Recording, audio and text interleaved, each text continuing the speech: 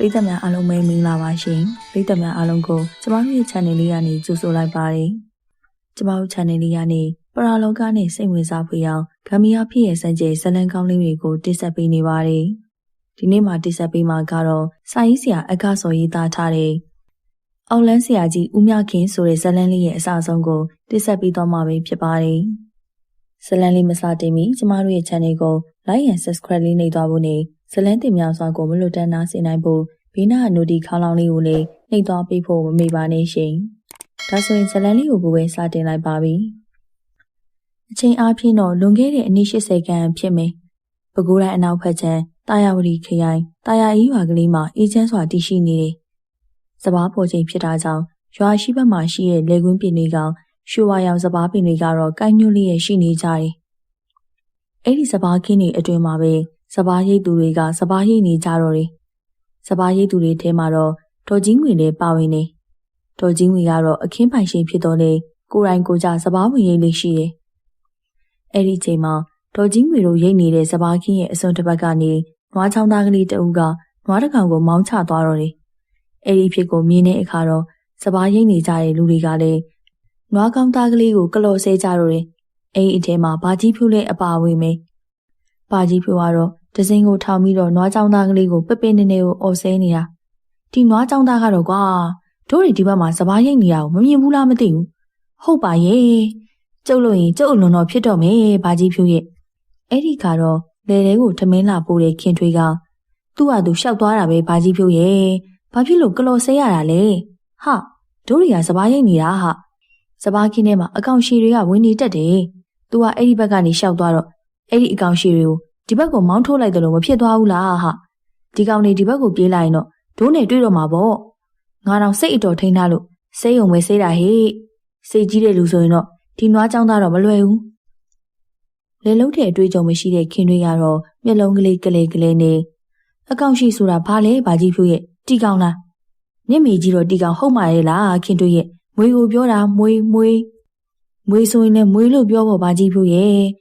အကောင်ရှိဆိုတော့ဘာကောင်မှမသိဘူးဟဲ့လေထဲမှာမွေကိုမွေလို့မပြောရဘူးဟာမွေကိုမွေလို့ပြောရင်မွေကြိုက်ခင်ရတတ်တယ်တဲ့ဟာမွေလို့ပြောရနဲ့မွေကကြားနိုင်လို့လားဘာကြီးဖြူရဲ့တဲခင်ထွေးတော့ငါလို့ရင်နာတော့မယ်မွေကတော့သူ့နာမည်ခေါ်ရင်ကြားပါမလားဟာဒါရှိလူကြီးတွေပြောခဲ့တာသွားတော့ထမင်းပို့ပြီးရင်လည်းပြန်တော့ဟာမိမတွေများရှာဦးရှိတယ်ဘာကြီးဖြူကပြစ်တောက်နဲ့ပြောလိုက်ကစပားဆက်ရိတ်တယ်စပားရိတ်ရတာကလည်းသတိကြီးထားရတာအကြောင်းကတော့မွေခိုတက်တာကြောင့်ပဲလေစပားပေါ်မှာကြွက်ကြတယ်မွေတွေကတော့စပားခင်းနဲ့ကြားတဲ့ကြွက်တွေကိုညဘက်မှာလာရောက်ကဖမ်းဆီးစားတော့ကြတယ်စားတော့ပြီးတဲ့အခါမှာလည်းချက်ချင်းမပြန်မင်းနဲ့စပားခင်းထဲမှာဝိခွင်နေတတ်တယ်အခြားမွေတွေကတော့ခန္ဓာကိုယ်အနက်ရောင်ရှိတယ်စပားခင်းထဲမှာမြင်တွေ့ရလေတယ်မွေပေးကတော့စပားပင်တွေနဲ့အယောင်ချင်းတူနေရကြောင်းမြင်တွေ့ဖို့ခဲရင်လာရလေစပားရိတ်တဲ့အခါမှာတော့စပားပင်တွေကိုလက်တစ်ဖက်နဲ့တင်းကျုံးကင်ပြီးတော့ရိတ်ရတာဖြစ်ပြီးတော့မွေပွေးခွင်နေပါကလည်းလက်နဲ့ကင်မိတတ်တယ်မွေပွေးကတော့အနေအေးတော်လဲသူ့သားထင်းတော့လှမ်းဖြန့်ကမဲမယာကိုပေါက်တတ်တဲ့အချင်းရှိတယ်ဒါကြောင့်မလို့စပားရိတ်ရင်မွေပွေးအနေရဲ့အထူးကြောက်ရတယ်မွေပွေးရန်ကြောင့်တေဆုံးခဲ့ကြတဲ့တောင်သူလယ်သမားကြီးတွေကလည်းမနှဲလာဘူးလေဘာကြီးပြိုပြောရပေမဆုံးသေးဘူးဒေါ်ကြီးငွေမှာစပားခင်းတနေရာကနေလမ်းဖြတ်ပြီးတော့ထောက်အောင်လိုက်တော့တယ်ဘာကြီးပြိုတို့စပားရိတ်နေသူတွေကလည်းဒေါ်ကြီးငွေထံကိုပြေးသွားကြတယ်ဟဲ့မန်းငွေဘာဖြစ်တာလဲမွေကျုပ်မွေးပေါက်ခံရပြီဒေါ်ကြီးငွေကလက်ပွားကိုဖြန့်ပြလိုက်တယ်လက်ညိုးနဲ့လက်မကြားနေရမှာမွေးဆွဲရကိုထင်းခင်းနဲ့မြင်ရတယ်ဘလို့ဖြစ်ရတာလဲမန်းငွေရစပားကိုလက်နဲ့စုပ်ကိုင်းမွေးပွေးကိုစုပ်မိသွားတာပဲအကူကြီးရေမွေးပွေးကိုကြည့်လိုက်တဲ့အခါတော့ဒဇင်ချက်ထီပြီးအမိပိုင်းများပြတ်နေပြီဖြစ်တယ်စပားရိတ်သူတွေကတော့မွေးပွေးကိုရိုက်တက်လိုက်ကြတယ်ဘာကြီးဖြိုးကတော့မွေးကြိုက်ရကိုကြည့်နေလက်ကြားချီချောင်းမွေးကြိုက်ရင်တော့ကုရခတ်တယ်တဲ့ဟာနင်တို့ဒုက္ခပါပဲဟာဖះကျုပ်ခေါင်းနေမူလာတဲ့အကိုကြီးဟေးနေ့စိတ်ကိုအေးထားစမ်းပါတာတို့ရင်တို့မန်းငွေကိုမွေးစရာကိုကြိုက်စီကိုပို့ရအောင်အဲ့ဒါမှခွာကြတာပဲဘာကြီးဟာဦးကြိုင်ကအုတ်ကံပဲဆင်းသွားတယ်တဲ့ဗျဒါဆိုဘလို့လုံးကြမလဲကွာဒေါ်ကြီးငွေကတော့မျက်ရည်တွေကျဆင်းလာတယ်ကျုပ်တော့ကိုကျိုးနေပြီထမတဲ့အကိုကြီးရဲ့ဟာမန်းငွေအာတင်ထားစမ်းပါဒီနားမှာမွေးနိုင်တာဘသူရှိသေးလဲလို့ငါတွေးကြည့်ပါဦးမယ်အဲ့ဒီခါတာတို့ကရွာပြင်ကကန်းဆက်မှာရောပြန်စောပြန်အောက်လန်းဆရာကြီးဦးမြခင်ဆိုတာရှိတယ်လေဘာကြီးဖြူရ အောက်လန်းဆရာကြီးအကြောင်းပြောလိုက်တာကြောင့်ဘာကြီးဖြိုးမှတုံရင်သွားမိတယ်။ဒါပေမဲ့လည်းရွေးချယ်စရာမရှိတော့ဘူးလေ။ညီမဖြစ်သူဒေါ်ကြီးငွေအသက်ရှင်ဖို့အတွက်အရေးကြီးဆုံးလို့ယူဆလိုက်တယ်။အောက်လန်းဖြစ်ဖြစ်အထက်လန်းဖြစ်ဖြစ်ဝေဒင်ယာကိုကုသမှဖြစ်တော့မယ်။အေးကွာမထူးတော့ပါဘူး။အောက်လန်းဆရာတွေဘာတွေအသာထားဝေနိုင်ဖို့ကအဓိကမဟုတ်လားကွာ။စပားရိတ်သူတွေကတော့ဒေါ်ကြီးငွေကိုပွေ့ချပြီးတော့အောက်လန်းဆရာကြီးအိမ်ကိုပြေးလာခဲ့ကြတယ်။အဲ့ဒီအခါကတော့ခင်မီမွေစိတ်ဖြည့်စည်းတွေကအားနည်းနေတဲ့အချိန်လေးဝေးလံခေါင်းတီးတဲ့ကြေးလက်ဒေတာနေပြည်သူတွေကတော့မွေစိတ်ကိုကုသပေးနိုင်တဲ့မွေဆရာတွေကိုအားထားနေရတဲ့အချိန်ပေါ့မွေဆရာတွေကတော့မွေစိတ်ကိုနှီးမျိုးစုံနဲ့ကုသကြတယ်အခုတော့နာမည်ကြီးမွေဆရာမရှိတာမို့အောက်လန်းဆရာကြီးစီကိုသာအားကိုးပြီးပြေးလာခဲ့ကြတယ်ဦးမြခင်ဆိုတဲ့အောက်လန်းဆရာကြီးကတော့ရွာစုံမှာရှိတဲ့ရေကန်ကလေးတစ်ကန်ရဲ့အဆက်မှာအိမ်ဆောက်ပြီးတော့နေထိုင်နေ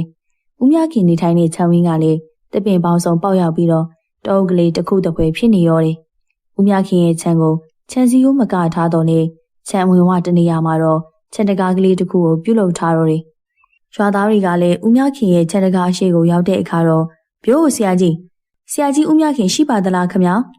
အဲ့လိုအော်ဟစ်လိုက်တဲ့အခါတော့အိမ်ပေါ်မှာဦးမြခင်ဆင်းသက်လာခဲ့တယ်ဦးမြခင်ကတော့အသားခက်လက်လက်ဖြစ်ပြီးတော့မျက်လုံးမျက်ဖန်ကောင်းကောင်းနဲ့ဖြစ်တယ်မျက်ခုံးမွေးထူထူကြီးမှာတော့မျောနဲ့ကြီးနှကောင်တင်ထားတဲ့အလားမင်းနဲ့နေရောတယ်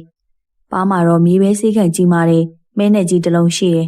လူကောင်ခက်ထွားဖြစ်ပြီးတော့ရှမ်းအင်းကြီးအနက်ရှမ်းမောင်းမီအနက်ကြီးကိုဝစ်ဆင်ထားတာမို့ကြီးလိုက်ရုံနဲ့ပင်ခန်းကြားတည်ကြည်တဲ့ရုပ်ရည်ရှိတယ်အေးဘာကိစ္စလဲကွာဒေါ်ကြီးငွေကိုပို့ထိလို့အဲ့ဒါဆရာကြီးကြည့်ပေးပါအောင်ဗျာအေးဝင်ခဲ့က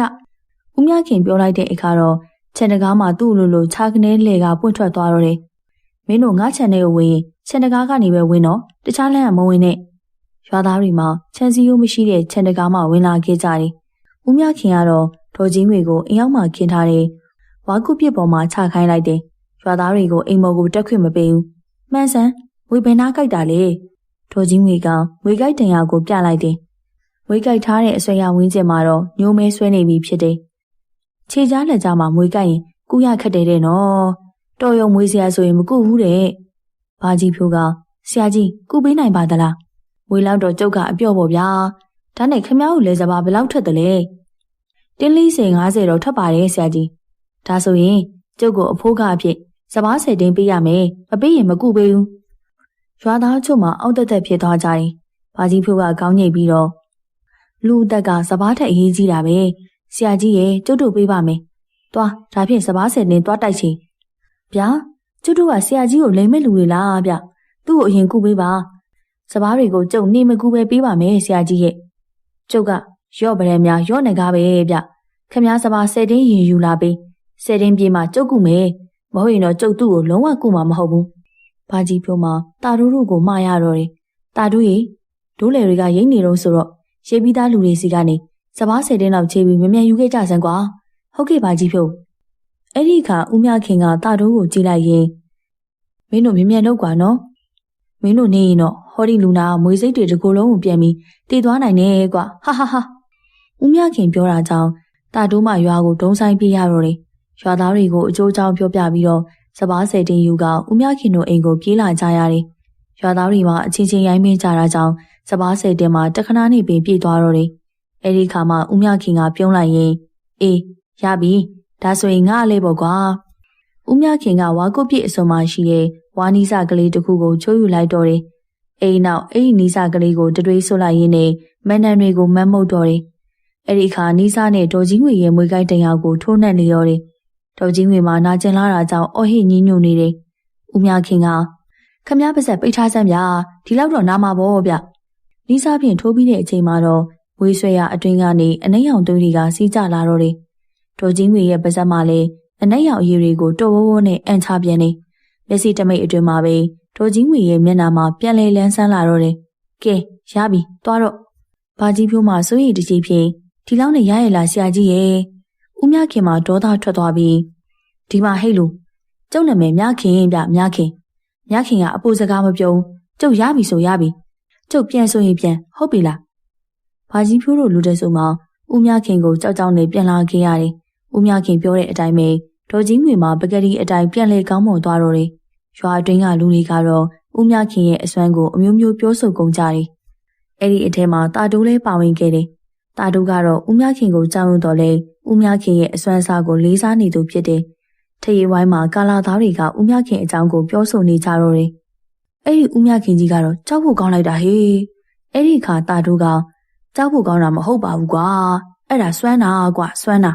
မင်းတို့ပဲစဉ်းစားကြည့်ကွာ။ဝေကြိုက်တာကိုနီးစာကလေးထိုးပြီးတစ်ချက်တည်းထိုးလိုက်တာနဲ့ပြန်ကောင်းသွားတာကွာ။ဝေစရာဦးကြိုင်ဆိုရင်ဝဲတွေဘာတွေထိုးရတယ်။တိမ်ဝင်တပိတ်ကွဲတို့ရေလုံးအုပ်ကွဲတို့မှာအင်းတွေဘာတွေချပြီးအတော်ကိုကုယူရတာကွာ။ဒါပေမဲ့စပားစေတင်းယူလာတော့မကောင်းပါဘူးကွာ။တို့ရသွားတဲ့အခြေအနေကိုလည်းသူသိရသားနဲ့။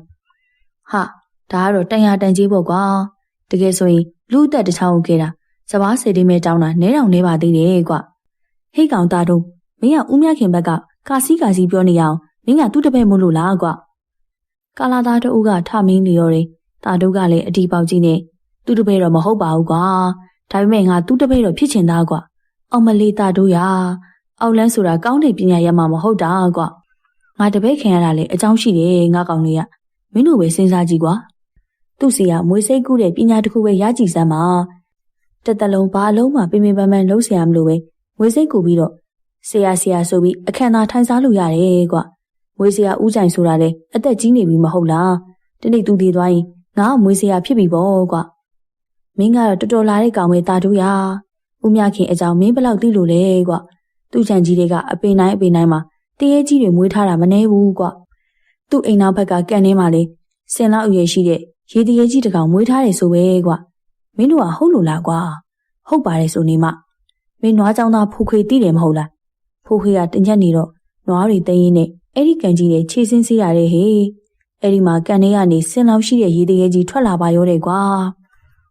သူ့အသားရည်ကစင်လိုကြီးပဲပြောင်ချောကြီးတယ်ကွာအမွေးချမ်းကြီးတွေကလေဟိုတပင်ဒီတပင်နဲ့အယုတ်တော်တော်ဆူဆိုပဲဦးမြခင်ကတားလိုက်တော့မှတရေကြီးကရက်သွားတာလေကွာဖိုးခွေလဲနွားမကြောင်ရတာဂူးတီပဲတာတို့ရဒါရင်ဘဲကမလဲကွာတခိုးတက်ခိုင်လေသူ့ချန်ထဲကတရေကြီးလောက်တာခံရဘူးတယ်မောင်တက်ခိုင်ကချီစောလက်စောရှိရလူမဟုတ်လားကွာခိုးစရာမရှိရင်သူ့ရခမထမိန်ပတ်ခိုးတဲ့ကောင်လေဒီကောင်ကချန်စီယိုကမထားတဲ့ဦးမြခင်ချန်ကိုမျက်စိကျသွားတယ်ဆိုပဲကွာအဲ့ဒါနဲ့ချန်ကိုပတ်ပြီးခိုးဝင်တာတစ်ပင်မော်ကမဲကောင်ကြီးတွေခုံချပြီးလိုက်လို့အသက်လူပြေးလာခဲ့ရတယ်ဆိုပဲကွာဟုတ်တယ်တာတို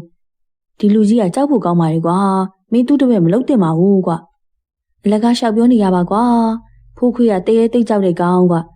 ညဘက်ဆိုအိမ်ပေါ်ကအိမ်ရောက်တော့ဆင်းရဲတာမဟုတ်ဘူးတက်ခံငမူးသူ့ဟာသူမူးပြီးမြင်ကျင်တာတွေမြင်နေတာနေမှာပေါ့ကွာအေးတားမရရင်လည်းလုပ်ပေါ့ကွာမင်းရောက်လန်းဆရာဖြစ်ရင်သာတို့ကိုမလုံးနဲ့ဟုတ်ပြီလာ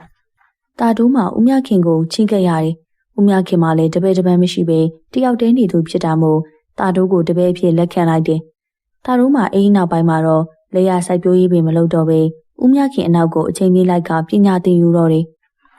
တခါတလေဆရာတပည့်နှစ်ယောက်ဝေးုံနဲ့ကြီးတွေကိုဝစ်ဆင်ပြီးတော့ရွာထိပ်ကိုထွက်ကအော်ဟစ်နေတတ်လေတယ်ဦးမြခင်ကိုရွာသားတွေကမစားနောက်ရဲကြတော့လေတာတို့ကိုတော့စားနောက်လေးရှိကြတယ်တရက်မှာတာတို့ကဝေးုံနဲ့ကြီးကိုဝစ်ဆင်ပြီးတော့ရွာလန်းအတိုင်းလမ်းလျှောက်လာတယ်တာတို့ဖြစ်ကိုတွေးတဲ့အခါတော့အများစုကရီကျဲကျဲလုပ်ကြတယ်တာတို့ကတော့ဦးမြခင်နဲ့ပေါင်းကောင်ယူပေါ်ပေါ်ဖြစ်သွားရင်လို့ထင်မြင်ကြတယ်ကာလာသားတွေကလည်းတာတို့ကိုစားနောက်လောင်ပြောင်ကြတော့တယ်ဟေးတာတို့မင်းကွာဝေးုံကြီးတကားကနဲ့မင်းကိုခွေးလိုက်ဆွဲမှာမကြောက်ဘူးလားကွာဟုတ်ပါကွာမင်းအောက်လန်းသွားတင်တာဝေးုံလွင့်တဲ့ပညာတော့တက်လာတယ်ထင်တယ်ကွာတာတို့မှကာလာသားတွေကိုကြည့်ရင်တောက်တစ်ချက်ခေါင်းလိုက်တယ်မင်းတို့ကောင်းနေငါအကြောင်းသိကြတာပေါ့ကွာတာတို့မှကောက်ရုံးမြင်ကလေးတွေကိုကောက်ယူလိုက်ပြီးတော့ကာလာသားတွေအရှိကိုပစ်ချလိုက်တယ်အဲ့ဒီကောက်ရုံးမြင်ကလေးတွေကမွေတွေအဖြစ်ကိုချက်ချင်းပြောင်းသွားပြီးတော့ကာလာသားတွေအနောက်ကိုပြေးလိုက်ပြီးတော့ကာလာသားတွေမှာကစင်ကလေးအားနဲ့ထွက်ပြေးကြရတော့တယ်တာတို့မှကာလာသားတွေကိုကြည့်ပြီးတော့တဟာဟာနဲ့ဥလိုက်သေးလိုက်ရီမောနေတော့တယ်အဲ့ဒီနောက်ပိုင်းမှာစပြီးတော့တာတို့ကိုလူအများကအထင်မသေးရတော့ဘူးလေ30အပိုင်းမြစိမ်းတောင်ညိုဖျားပွဲမှာအလွန်စီကားလာတယ်တာယာဝတီနေကလူတွေကလည်းတဲတန်းကြီးတွေဝိုင်းဖွဲ့ကသွားရောက်ကြတယ်အဲ့ဒီအထဲမှာတာတို့လည်းပါဝင်နေတာတို့ကတော့ကာလာသားတွေနဲ့ပွဲစည်းကိုအတူတူလိုက်လာခဲ့ကြတယ်ပွဲကင်းထဲမှာကြီးကျင်ပွဲတွေကလည်းစုံနေလာပြန်နေဇက်ဖွဲ့တွေဒါမကဘဲနေဆက်ကပ်ပြပွဲတွေဝေးပြပွဲတွေအပြင်မျက်လက်ပြပွဲတွေလည်းပါဝင်တတ်တယ်အခုနှစ်မှာတော့ပဲခူးတခွင်မှာနာမည်ကြီးတဲ့မျက်လက်ဆရာမစွန်းနှန်းကြီးရဲ့မျက်လက်ပြပွဲမှာလည်းပါဝင်လာခဲ့တယ်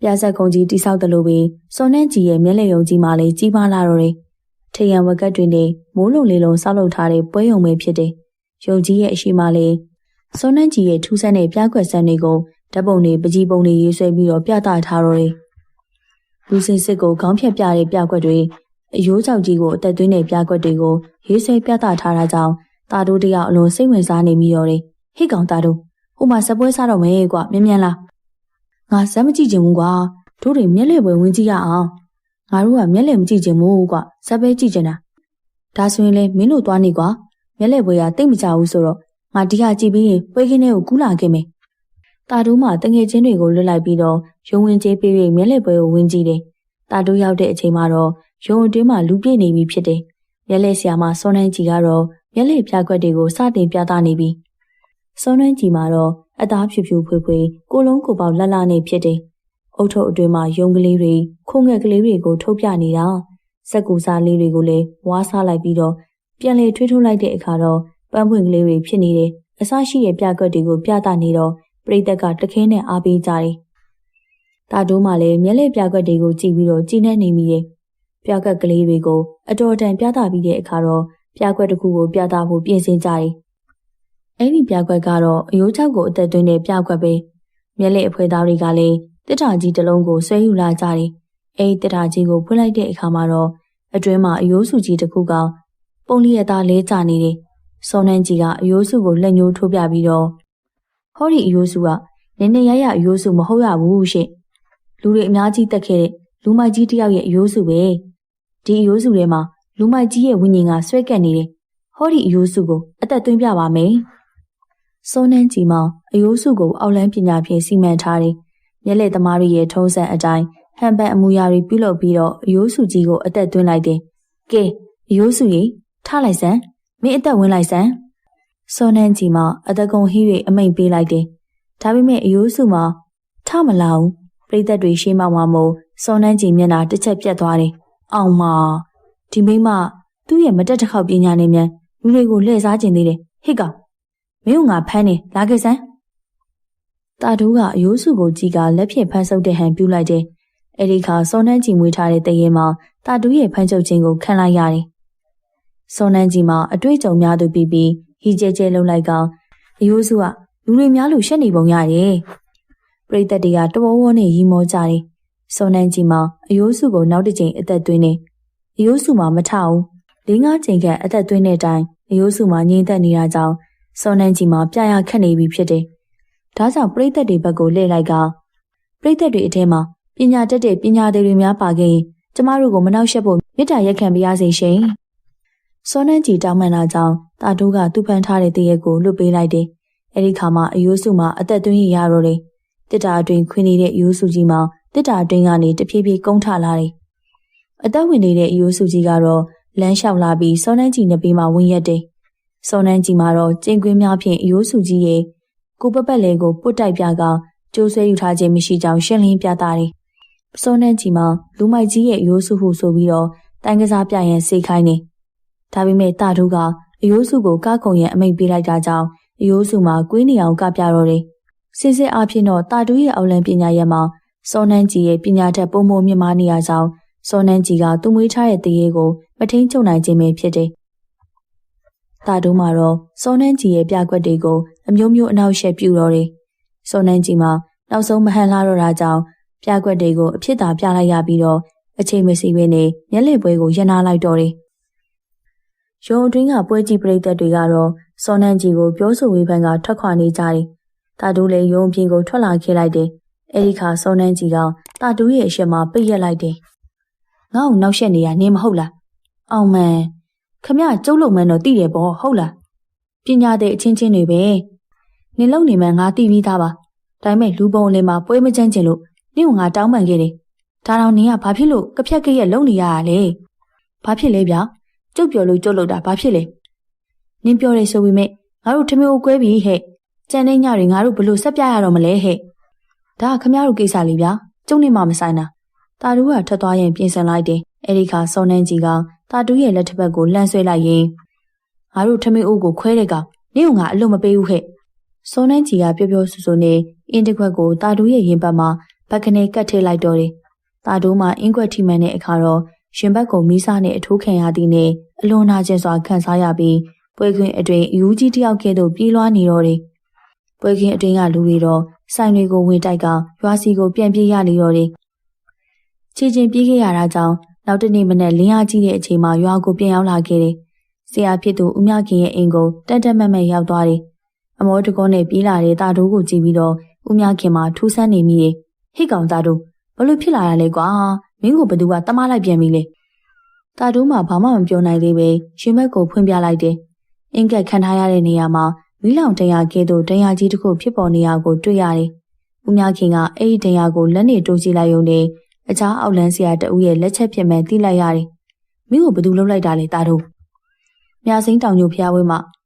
မျက်လက်ဆရာမစောနှန်းကြီးရဲ့ပြကွက်ကိုကျုံနောက်ပြောင်မိပါတယ်ဆရာကြီး။အဲ့ဒါစောနှန်းကြီးကကျုပ်ရင်ဘက်ကိုအင်းနဲ့ကတ်ထိလိုက်တာပါ။ဒီဟာမှကတော့တေကျင်နေပြီနဲ့တူတယ်။ငါနဲ့တွေးကြသေးတာပေါ့ကွာ။ဟိတ်ကောင်တာတို့မင်းအခုချစ်ချင်းငါနဲ့လိုက်ခဲ့။ဆရာကြီးကဘယ်သွားမလို့လဲဗျ။မြစိမ်းတောင်ညိုကိုသွားပြီးမင်းကိုလှုပ်ထိလိုက်တဲ့အဲ့ဒီစောနှန်းကြီးဆိုတဲ့ကောင်မကိုသွားတတ်မလို့ပေါ့ကွာ။ဆရာကြီးရဲ့ကျုပ်တော်တော်မောနေပါပြီ။ခဏတော့အမောဖြေပြရစေအောင်။လာစမ်းပါကွာမင်းကလေ။ဦးမြခင်ကအရှိမမင်းမြန်ဆက်ဆက်မေးထွက်ခွာသွားတယ်။တွားရင်းနဲ့တောအုပ်ကလေးတစ်ခုအတွင်းကိုရောက်တဲ့အခါတော့ဦးမြခင်ကမိသွေးတုံးကဲ့သို့မဲနဲ့နေတဲ့အတုံးကလေးနှစ်တုံးကိုမြေပေါ်ကိုပစ်ချလိုက်တယ်။မြေပေါ်ကိုရောက်တာနဲ့အဲ့ဒီအတုံးကလေးနှလုံးမှာမိခိုးလုံးတွေဖြစ်ပြောင်းလဲသွားပြီးတော့မိခိုးတွေအကြားမှာမဲနဲ့နေတဲ့တရေကြီးနှစ်ကောင်ထွက်လာတယ်။ဟဲ့ကောင်လေးငါတို့ကိုမြစိမ်းတောင်ညိုကိုလိုက်ပို့စမ်းကွာ။ဦးမြခင်ပြောလိုက်တဲ့အခါတော့အဲ့ဒီတရေကြီးနှစ်ကောင်ကတစ်ဖက်လှည့်ပြီးတော့ကြောကုန်းကိုကုန်းပေးတော့တယ်။ဦးမြခင်ကတရေကြီးတစ်ကောင်ရဲ့ကြောပေါ်ကိုတက်ပြီးတော့ကုန်းပိုးစီးလိုက်တယ်။ဟဲ့ကောင်သားတို့မင်းလည်းတက်လေကွာ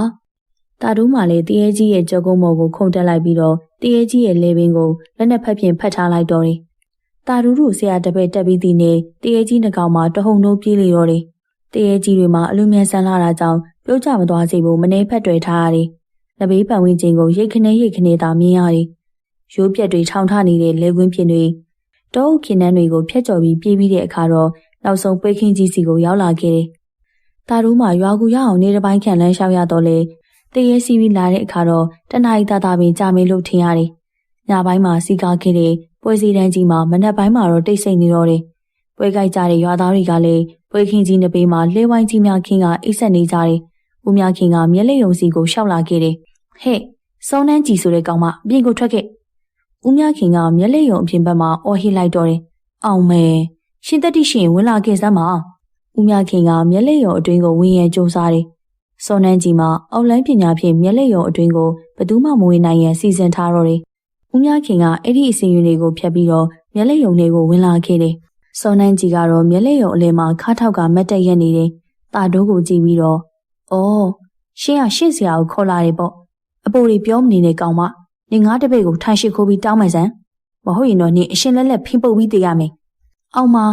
ရှင်တပည့်ကကြုံမျက်လက်ပြတဲ့ပွဲကိုပြအောင်ရင်လုပ်တာမဟုတ်လား။နောက်ဆိုရင်သူများကိစ္စမှာဝင်မရှုပ်ဖို့ရှင်တပည့်ကိုတင်ပြီးထားစမ်းပါ။ဦးမြခင်နဲ့စောနှန်းကြီးတို့မှအောက်လန်းပညာရေးနဲ့တယောက်ကိုတယောက်တိုက်ခိုက်ကြတယ်။အဲ့လိုတိုက်ခိုက်ကြရင်နဲ့သုံးချီခန့်အရောက်မှာတော့စောနှန်းကြီးမှဦးမြခင်ကိုမနိုင်မှန်သိသွားတယ်။ဟဲ့ကောင်မနေငါတပည့်ကိုအခုတောင်းမှမယ်ဆိုရင်မိသေးတယ်နော်။စောနှန်းကြီးကခါထောက်ရင်းနဲ့ဝေးသေးရှင်တပည့်ကိုကြုတ်တည်ရင်တော့မတောင်းမှန်နိုင်ဘူး။စောနှန်းကြီးမှပြောဆိုပြီးတော့မျက်လက်ရုံအနောက်ပေါက်မှာထွက်ပြေးသွားလေတော့တယ်။ဦးမြခင်နဲ့တာတို့တို့မှမျက်လက်ရုံအနောက်ဘက်ကိုရောက်တဲ့အခါတော့စောနှန်းကြီးကစပိန်တစည်းကိုနေပြီးတော့ခဝေးဝေးကိုရောက်သွားပြီဖြစ်တယ်။တာတို့မှပြေးလိုက်ရန်ပြေးနေတာကြောင့်ဦးမြခင်ကလိုက်မနေပါနဲ့တော့တာတို့ရတို့တွေပြန်ကြစို့ကွာ။ဆရာကြီးဟိုမင်းမပြေးပြီမဟုတ်လားဗျ။ပြေးစမ်းပါစေကွာ။မိုးဆုံးမြေဆုံးအောင်ပြေးစမ်းပါစေ။ဒီကောင်မငါလက်ကမလွတ်ပါဘူးကွာ။ဒါနဲ့ပြန်တော့မှလားဆရာကြီး။ပြန်တော့မပြန်ဘူးကွာ။ရောက်တော့ရောက်ကြပွဲစည်းလေကြမယ်ကွာ။ပွဲပြီးမှဒိုးရွာကိုပြန်မယ်လေ။ဆရာကြီးကပွဲတော်လေခြင်းနဲ့လက်ထဲမှာလည်းပတ်စံတပြားမှမပါဘဲနဲ့ဗျာ။ဒါတို့ရမင်းတော်တော်တုံးတာပဲ။ငါစီမှာပညာတွေရှိရဲ့ကွာ။ပညာရွှေအိုလူမခိုးတဲ့ပညာရှိနေတဲ့၍ထမင်းမငတ်ပါဘူးကွာ။ဦးမြခင်မောင်ပွဲစည်းတန်းကြီးနဲ့ခလန်းလန်းမှာရှိနေတဲ့ကိုကိုပင်ကြီးတပင်အောင်မှာတင်မလီခွေထိတ်ကအခန့်သားထိုင်နေရောတယ်။တာတို့မှာဆရာဖြစ်သူနှစ်ပေမှာကျုံကလေးထိုင်နေလိုက်တယ်။မကြခင်စကန်ချထားတဲ့လဲဝိုင်းကြီးတစ်ခုမှာရွာသားတွေကစုယုံဖြစ်နေကြတယ်။ဖျားပွဲစိတ်ရှိတဲ့အချိန်မှာ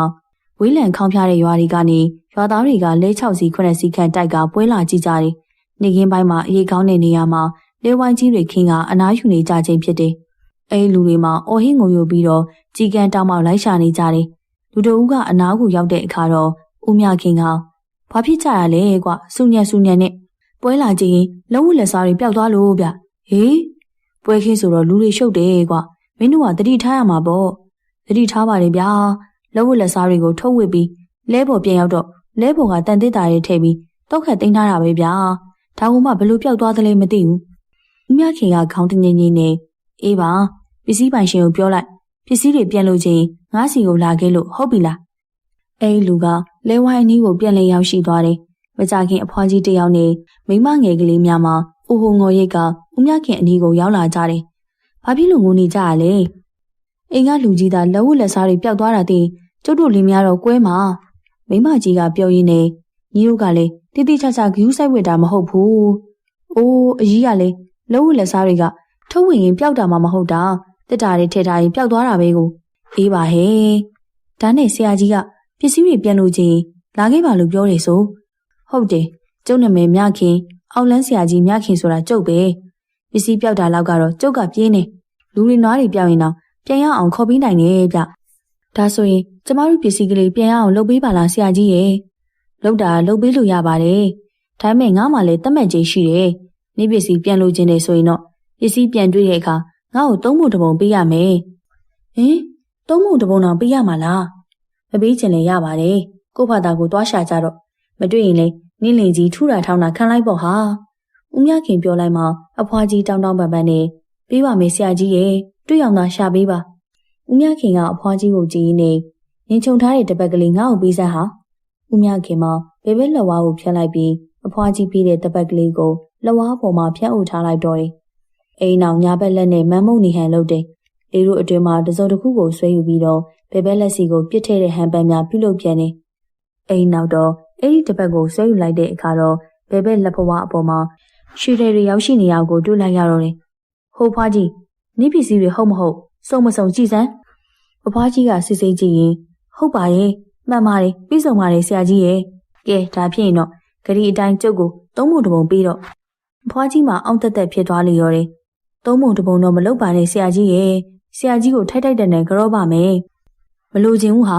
နင်တို့အခုတစ်မျိုးတော်ကြတစ်မျိုးမလုပ်နဲ့ငါငွေမလိုချင်ဘူးရွှေပဲလိုချင်တယ်အဖွားကြီးကလည်းတင်းခံနေရောတယ်ဂရီမတည်နင်တို့ဘာဖြစ်မလဲဆိုတာကြည့်လိုက်ကြစမ်းဦးမြခင်မောင်ကိုပင်ကြီးနဲ့မလန်မကန်မှချီနှောင်ထားတဲ့နွားကိုအတွင်မှာနွားကြီးတစ်ကောင်ကိုလက်ညှိုးထိုးလိုက်တယ်အဲ့ဒီခါတော့နွားကြီးမှာနှာတရှုံရှုံမုံရင်းနဲ့အမောဆူကလဲကျသွားတယ်မြေကြီးပေါ်မှာဖိုးလိုက်ဖြစ်နေရင်မျက်စိရှိမှပဲတိတ်ဆုံးသွားတော့တယ်မတ်ပလားဂရီဖောက်ရင်နင်တို့ငါတက်ပြစ်မှာဟဲ့အသက်ဒီမှာစူရင်နာကြောင့်အဖွားကြီးမှာရွှေထည်တွေကို3ပုံတစ်ပုံအတိအကျပေးလိုက်ရတယ်ဦးမြခင်ကတော့ရွှေထည်တွေရပြီးတဲ့အခါပွဲခင်းအတွင်ကိုထွက်ခွာသွားတယ်တာတို့ကနောက်မှပြေးလိုက်ရင်းနဲ့ပိုင်လိုက်တာဆရာကြီးဟာဆရာကြီးဘလို့များရှာလိုက်တာလဲရင်ကို့ဘာကိုဖတ်ပြီးကို့ဘာကိုရှာတာလေကွာဗျာဘလို့ပြောလိုက်တယ်ဆရာကြီးငါတပည့်တယောက်ကိုလွတ်ပြီးတော့ရွှေတွေသွားခုခိုင်းရတာပေါ့ကွာငါပြန်ရှာပြီးတဲ့အချိန်မှာငါလက်ဝါးတယ်လာထည့်ပေးရလေသူပဲကွာဒါဆိုအလကားနေရင်ရွှေတွေ3ပုံတစ်ပုံရသွားတာပေါ့နော်ဆရာကြီးအဲ့ဒါသူ့တုံးနဲ့သူ့ကိုပြန်ရိုက်တယ်လို့ခေါ်တယ်ကွာလာကွာဘိုက်စားတယ်ပွဲစည်းတန်းတွေကထမင်းဆိုင်မှာသွားစားကြမယ်စောနန်းကြီးကတော့ပွဲခင်းကိုမပြန်ပေးနဲ့30မြို့မှာနေထိုင်နေအိမ်နေညာမှာတော့စောနန်းကြီးရဲ့တင်မမှာသွေးစုနာကဲ့သို့အနာကလေးတစ်ခုပေါက်လာတယ်အဲ့ဒီအနာကလေးမှာတဖြည်းဖြည်းကြီးမားလာပြီးတော့တညလုံတဲ့အခါလက်သီးဆုပ်ခန့်အနာကြီးဖြစ်သွားတယ်စအိုးဝါတစ်ခုလုံးကိုအနာကြီးကဖုံးအုပ်ကောင်ဖြီးစင်းစင်းကြီးတွေနဲ့ပြေဖောင်းကနေရောတယ်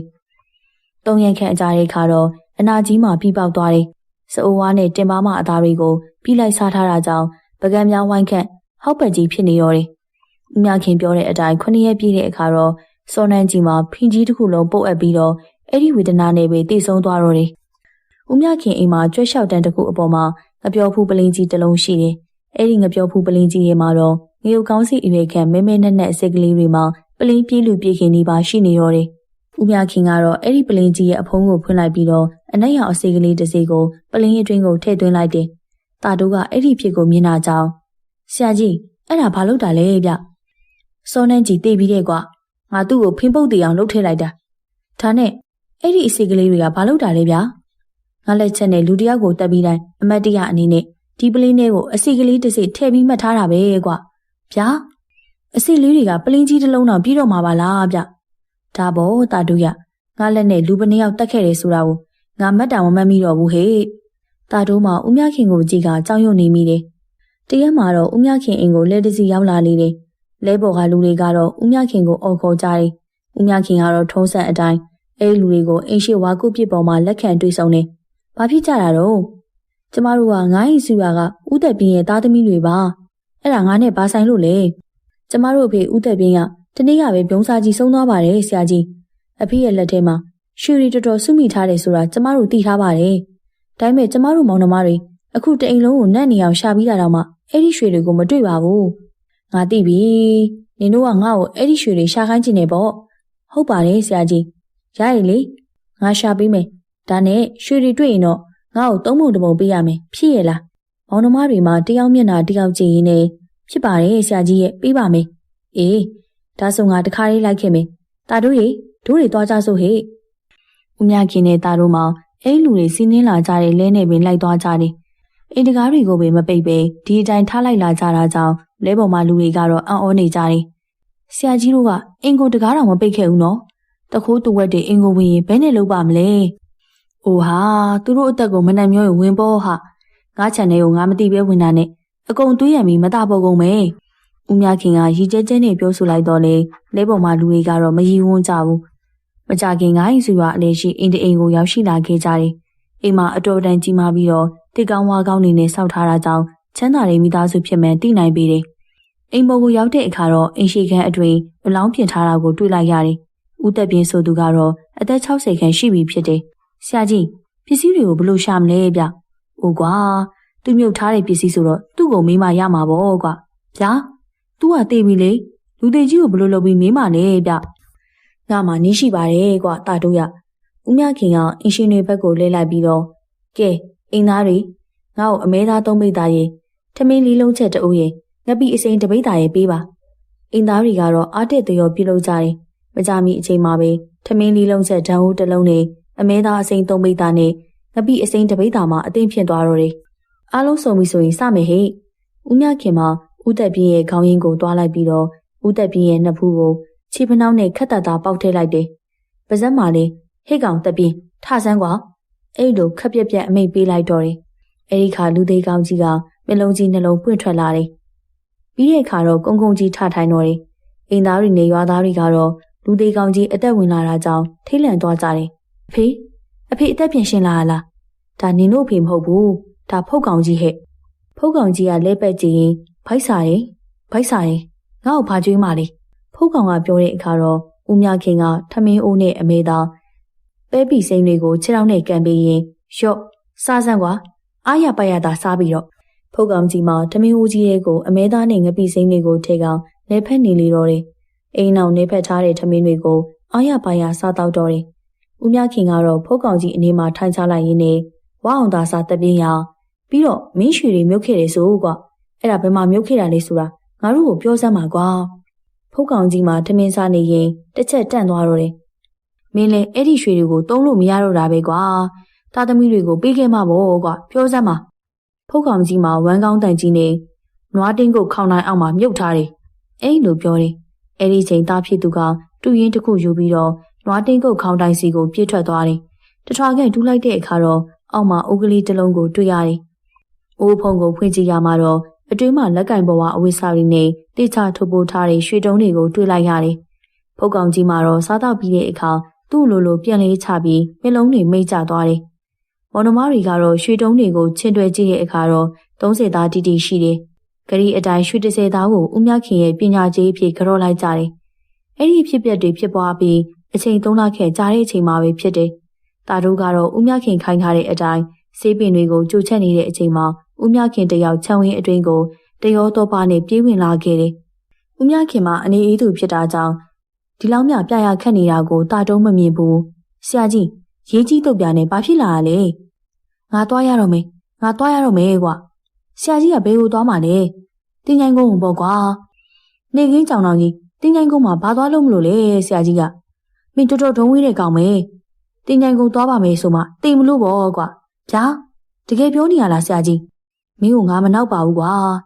ပညာဆိုတာလေအတိမ်နဲ့ဆိုတာရှိတယ်ကွာတစ်ချိန်ကဒီနေ့မှာငါအတော်ဆုံးဆိုပြီးလက်မထောင်နိုင်ခဲ့ပြီမဲ့ဦးငါထက်တော်တဲ့လူပေါ်လာတော့ငါခံလိုက်ရပြီကွာ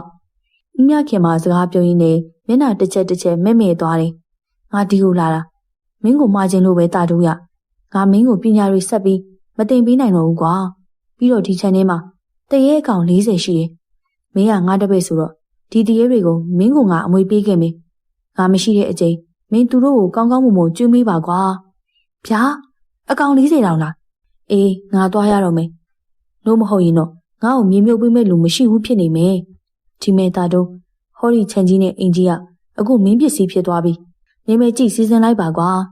ဆရာကြီးသွားမယ်ဆိုရင်ကျုပ်လေးလိုက်ခဲ့မယ်လေဗျာကျုပ်ဆရာကြီးကိုကောင်းကောင်းတကြိုပေးမှာပါဗျမလိုက်နဲ့တာတော့ငါတည်တဲ့နေရာကိုဘယ်သူမှမသိစေချင်ဘူး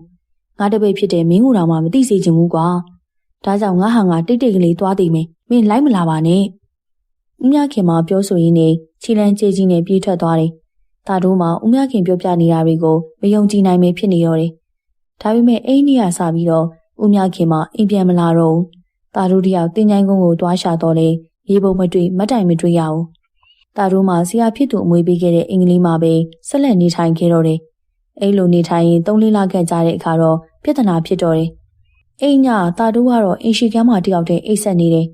အဲ့ဒီချိန်တာတို့ရဲ့ခြေထောက်ကိုလူတစ်ယောက်ကဖမ်းဆွဲလိုက်တာကြောင့်တာတို့မှလှန်နိုးသွားတော့တယ်တာတို့ကြည့်လိုက်တဲ့အခါမှာတော့အရွယ်ဆုံးပုံစံစုံတရေတွေကသူ့အနီးမှာဝိုင်းထားကြတယ်အဲ့ဒီထဲမှာတော့ပန်းရောင်အစင်းရှိတဲ့တရေကြီးတစ်ကောင်ကအရှိကိုတိုးကပ်လာတယ်ငါစားရင်အရင်ဆရာကြီးကငါ့ကို3လတခါနွားတစ်ကောင်ကျွေးတယ်အခုမင်းကငါတို့တခင်ဖြစ်သွားပြီဆိုတော့မင်းကျွေးရမယ်ဘာကွာနွားတစ်ကောင်ဘလောက်တန်တယ်လဲဆိုတာမင်းတို့သိလားအဲ့ဒီခါကျန်တဲ့တရေတွေကလည်းအသားမျိုးစုံတောင်းစားကြတယ်မင်းငါတို့ကိုကျွေးရင်ကျွေးမကျွေးဘူးဆိုရင်တော့မင်းကိုငါတို့တတ်ပြစ်မယ်ကွာဟင်ငါ့ကိုတော့မတတ်ပါနဲ့ကွာနွားတစ်ကောင်တော့မလုပ်ပါနဲ့အမဲသားတပိတ်တာလောက်လုပ်ပါကွာမရဘူးအရင်ဆရာကြီးကငါတို့ကိုကောင်းကောင်းကျွေးတယ်အေးဒါကြောင့်လေဆရာကြီးကရွှေတွေပတ်စံတွေနင်းငံရှာရတာနေမှာကွာဥစ္စာဖြိုစားဖို့ကတဲ့မင်းတို့အစားတောင်းကြလို့ဆရာကြီးကဆင်းရဲနေတာကွာမင်းကျွေးမှလားမကျွေးဘူးလားအမဲသားမစားရရင်လူသားစားမယ်မင်းသားကိုစားမယ်ကွာတရေကြီးတွေမှာတာတိုးကိုဝိုင်းလုံးကြတယ်တာတိုးကတော့ပညာနေတာမို့တရေကြီးတွေကိုမတားဆီးနိုင်ဘူးလေတာတိုးမှာတရေတွေလက်ကနေအကြောက်ခံရုံးထွက်ပြီးတော့အယောက်ကိုတချို့လေးဆင်းပြေးရတယ်အဲဒီခါတရေကြီးတွေကတော့ချမ်ပါဝါအထိလိုက်လာကြတယ်ဟိတ်ကောင်မပြေးနဲ့မင်းသားကိုမစားရမချင်းငါတို့မင်းနောက်ကိုလိုက်နေမှာကွာတာတို့ကရွာရင်းမနေရတော့ပဲအချောင်းရွာမှာသွားနေရတယ်ဒါပေမဲ့နေဝင်တရောအချိန်ဆိုရင်တော့တရေကြီးတွေလိုက်လာတယ်လို့ဆိုကပတ်ပြေးနေတတ်တယ်နောက်ဆုံးမှာတော့ရွာဦးเจ้าဆရာတော်ကတာတို့ကိုကိုရင်ကြီးဝစ်ပေးလိုက်ပြီးတော့เจ้าမှာခေါ်ထားလိုက်တော့တယ်တရေကြီးတွေကတော့ဘုန်းကြီးเจ้าအတွင်းကိုဝင်မရတော့လဲဘုန်းကြီးเจ้าအပြင်မှာပတ်ပြီးတော့ထွက်လာမယ့်အချိန်ကိုစောင့်နေရလို့တာတို့ကဆိုတယ်တာတို့မှလူဝင်းနဲ့မနေရတော့ပဲရဟန်းခံလိုက်တယ်တမြောက်ထားတဲ့မကောင်းတဲ့ပညာရက်တွေကိုလည်းဆွန့်လွတ်လိုက်တော့တယ်တာတို့မှလူပြန်မထွက်တော့ပဲဦးစင်းတော်ပိတာအဖြစ်နဲ့တောတာပန်တစ်သက်လုံးဖုန်ကြီးဝင်းနဲ့နေထိုင်သွားလေတော့တယ်ပရိသတ်များရှင်စာရေးသူအကားစော်ရေးသားထားတဲ့အောင်လန်းဆရာဦးမြခင်ဆိုတဲ့ဇလန်းလေးကတော့ဒီမှာပြီးဆုံးသွားပါပြီနားဆင်အားပေးခဲ့ကြတဲ့ပရိသတ်တယောက်ချင်းစီတိုင်းကိုအထူးပဲကျေးဇူးတင်ရှိပါတယ်ရှင်